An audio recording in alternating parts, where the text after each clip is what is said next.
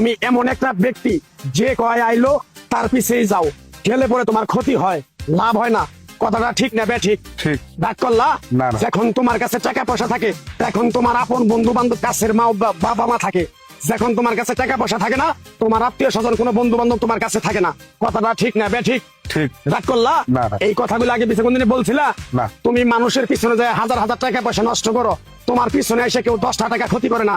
কথাটা ঠিক না ঠিক? ঠিক। আরেকবার কও বিসমিল্লাহ, বিসমিল্লাহ। আরেকবার কও সুবহানাল্লাহ। সুবহানাল্লাহ। বিশ্বাসে বস্তু মিলে তর্কে বহুদূর। তোমার যে কথাগুলো বলছি সত্য বলছি না মিথ্যা বলছি? সত্য। তুমি এমন একটা ব্যক্তি, মানুষের দুঃখ কষ্ট দেখতে পারো না, তার পাশে যাই দাঁড়াও, তারা এসে তোমার পিছন থেকে ক্ষতি করার জন্য ঘুরে। কথাটা ঠিক না ঠিক? ঠিক। রাগ করলা? না। কিছুদিন আগে একটা বিপদে পড়ছিলা, অনেক বন্ধু বান্ধবের কাছে 10-20-50 হাজার টাকা হাওলা চাইছো, তারা তো ফোন করেই নেই, তোমার সাথে এখন যোগাযোগ বন্ধ করে দিছে। কথাটা ঠিক না ঠিক? ঠিক, ঠিক। রাগ করলা? না, না।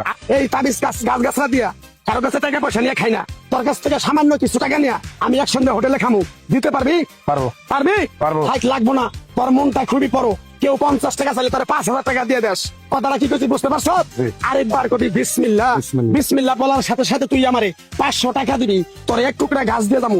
এই গাছটা তুই নিয়ম কারণ মাইনা ব্যবহার করবি, আল্লাহ তোরে মুক্তি করবো। কথাটা কি করছি বুঝতে পারছ? জি। আরেকবার কবি বিসমিল্লাহ। বিসমিল্লাহ।